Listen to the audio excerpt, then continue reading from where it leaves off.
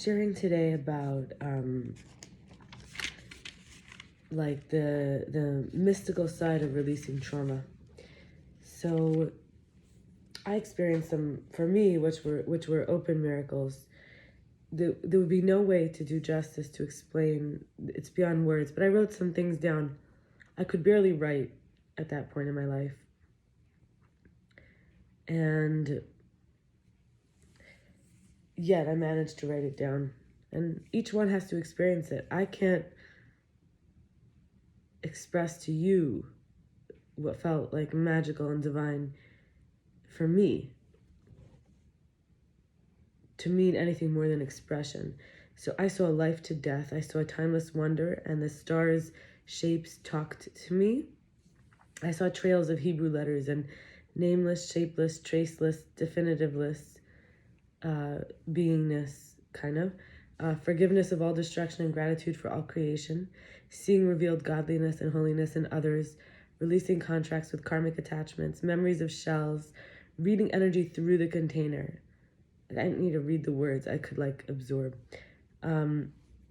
Tree and light and sun. The 10 Commandments. Invisible howling giants at night. Knee-shaking terror at the power. God talking through all humans. Feeling judges watching me poop. Light portal through creative light majestic drawings. Seeing E equals MC squared. And the atom bomb gene code of sperm and egg. Seeing we create demons with words and actions. Other worlds are possible, but time and travel, space travel with light requires oneness with the light, giving all of me fearlessly. Telepathy, clairvoyance, prophecy, revealed infinity and goodness, secrets to mysteries, body healing like a new body, strength to tell the full truth, and feeling a part of God with commitment forever, as well as downloading my ancestral inheritance. Just words, but what they represent is, for me, I experienced open miracles. And then in terms of knowing myself during the time, we hear the word karma in some traditions, but like in Judaism, we would say mida keneged mida, or cause and effect. So it comes in the connotation is often negative, like, oh, bad karma, or karma is a bitch, right? It's from selfish action. When we become willing to do things for others' benefit and trust that when we stop seeking it, it comes, we can really practice non-attachment for the sake of divine love and practicing contentment, actually bringing the higher will. And seeing that what we think is like evil is actually a test, teaching us not to sin, because after all, I'm only a human being with facets and edges, and evil is the illusion. If we take, everyone's different. If I take care of the cells inside, I could take care of myself by taking care of them.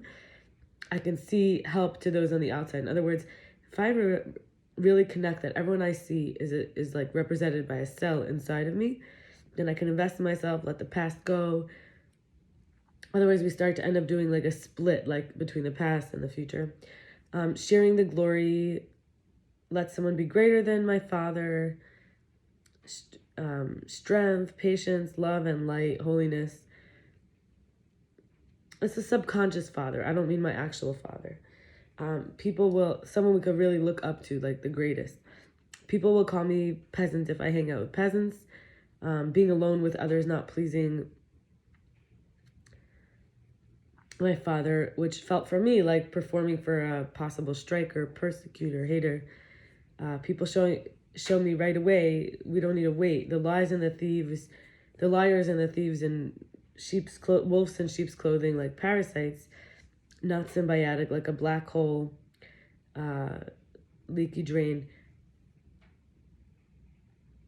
Like, I asked my father to pray for me, for example, and he would. I don't know if he did, but we know in the beginning versus blindness is like the king's head. We're told not to stay where it's not godly. And the temporary is not having patience, temporal. And we know prevention's better than the cure. So if there's an in the beginning, it's called ratius, the headness of it, the beginningness. So the king's head really can see everything, can see the whole kingdom, and seeing right through the people who may not be good for us, or, even if the king is with the peasants, people will call the king a peasant. And the kingdom is all the separate pieces, the cells, right? And in terms of releasing trauma, there's two parts to this. One is presence. In Hebrew, we have the word shechianu, which means that I live to now, that I live to make it to this moment. And people say it on new clothes, new shoes that are really exciting.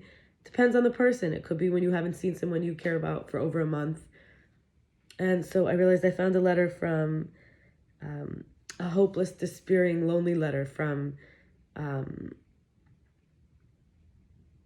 January 1st, 2021. And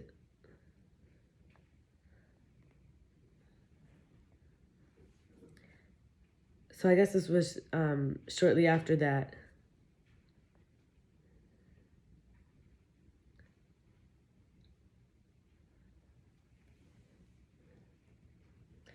I don't know who wrote the letter or if I wrote it, but basically I was being in the present and I was learning about Judaism and about who I am and releasing trauma, just letting life be a little messy in the mystery, finding myself. And I learned about the Dead Sea Scrolls, how I thought about sterile, the mikvah is the immersion, and how Taras Mishpacha is like the purity of the household is where the mom or the wife, when she has her period, she's not intimately touching her husband in any way, not touching. And for 7 days, she's considered impure. And then after the 7 days, she's no longer called a nida. Also, no sex with period, not wasting seed, so whether it's anal sex or a blowjob, shouldn't culminate in a wasted seed unless the two people can't have children, or at that time, for example, someone's already pregnant, or one of them is struggling to have the baby, to be fertile. Some have said that it's okay if it brings them together. Only being with one partner or husband, eating mindfully, staying humble to elders and superiors, honoring the parents, trusting the process, the light, the intensity, the power, not getting tattoos. I already have tattoos, so I think about that. Wise, holy company, it's important. Honoring the Torah body is not just the Torah, written Torah, but being the body of Torah. Charity, abundance. And I remember that many years ago, I had a man who violated me by putting his manhood into my mouth, and I was, I didn't know what to do. I was I was purer than a virgin, and so I lied to the doctors about what was done. They asked me, were you sexually active? And I said, no, I'd gotten some illness in my throat after that. And then I remember years later, I had this sense of having to spit on a rag, to heal what I did over and over and over. And then how I had done that many other times, allowed men to put their member in my mouth, or what came out, the seed. And I remember the smell from when I had to keep spitting. It was as if it was left in me from years. And it was like I kicked a demon out of me. And I had this inner mezuzah. We call the mezuzah what we have by the door there. I don't think there's an English name. It's like a scroll with special letters and prayer. And that wanted to destroy the world, that energy of wasted life.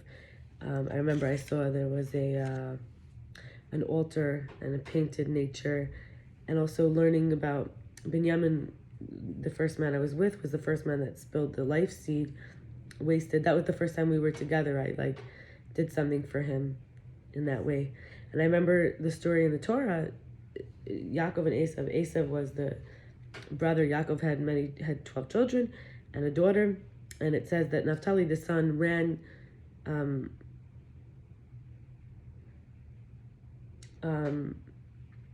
to go get the deed. And in the meantime, Esav wasn't waiting. He said, no, it's my plot. And then the grandson of Dan, who is said to get the blessing that he bites the horse's hooves to make the rider fall off. His grandson, I believe, or his son, Chushim, a deaf man, Didn't hear exactly what was going on, but saw Esav getting overwhelmingly like involved, and he cut his head off. Some say just his eyes went into the cave of the Machpelah, where the forefathers and foremothers, we have Abraham and Sarah, Isaac and Rivka, Rebecca, and Yaakov and Leah. Rachel, really it was his chosen wife, but he had to marry her second because he was tricked by his father-in-law to marry the older sister, Leah. So they're buried together, the older sister, his first wife, but the second wife, the one that he really was wanting to marry and worked 7 years for, is buried on the way. And it's said that Jews in later generations were able to pray by her. So anyway, continuing, I remember I lied about my age. There was a girl who made fun of me and asked me my age, and I said a year older, so I could be more like everyone else. And then I had to keep up the lie for a long time. And I remember feeling very entitled to other people's time. There was even a man, Muhammad, who was a homeless man, and I thought I should get his time. People who are never satisfied or present is what I was talking before about the void, the empty vessel. And I feel like in all of this, I got a second chance. I didn't have to repeat anything again. I even saw how this man, Malka, it's not his real name, but he treated me the way a man, Shia, who I had lived with, treated me. And I remember there was a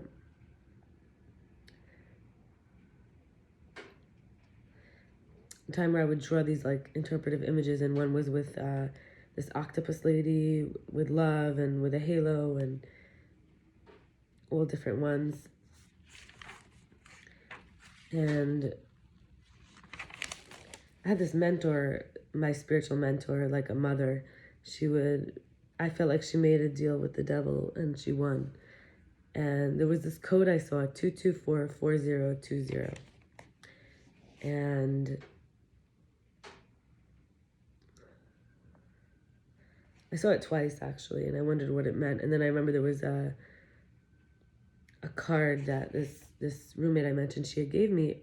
On the card there were angels, and I remember that there was this woman, Adina, we were girls in school together, and she gave me a letter about Brumhilda, this made-up character we had wrote stories about, in a tent of rotting lion's flesh, playing horrific game of, it's called FMK, F meaning have sex with, marry or kill, MK.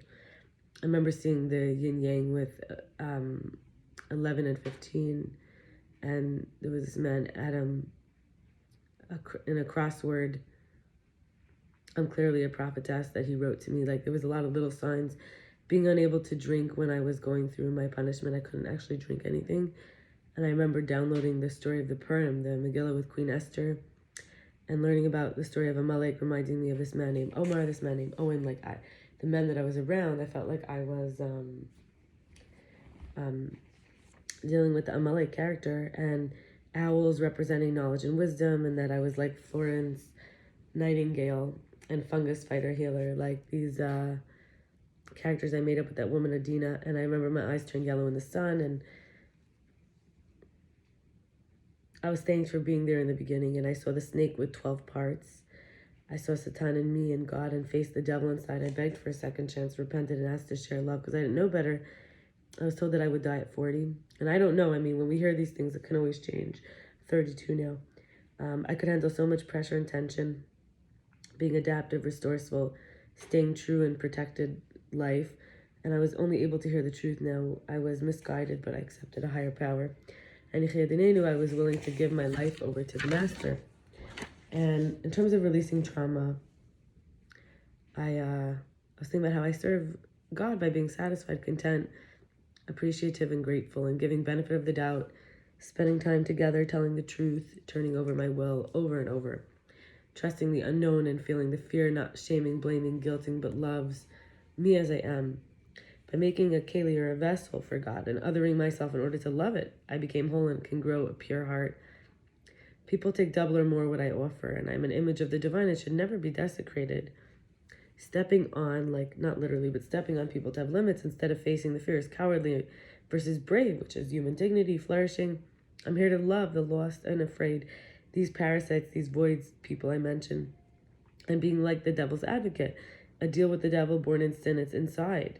being one with distraction, but really it's all about, like I mentioned briefly, it's like cats among rats. They're not aligned. It's like dogs as pets. There's some kind of function, but it could be dysfunction. So if we could make the dysfunction that exists become functional, we actually turn the darkness into light. I'll talk about this in a later video, but somebody who had a desire for something forbidden and can turn that desire towards something good, they have much broader, wider, deeper capacity than the one who never had the desire for the prohibited to begin with. Finally, I shared how a man will call me stupid, pestilence, low life, filthy, stinking, blind, deaf, and in the next breath say I'm sexy, beautiful. We're divine lovers and meant to have amazing sex together, and they'll never feel satisfied with me or respect my limits and humiliate me for being imperfect, whether it's because I poop or I'm afraid of dying or an abandonment. And in the messy middle, some people call it, everything I shared. Anyway, I don't mean to trigger anyone, but knowing ourselves is to know that we're always changing.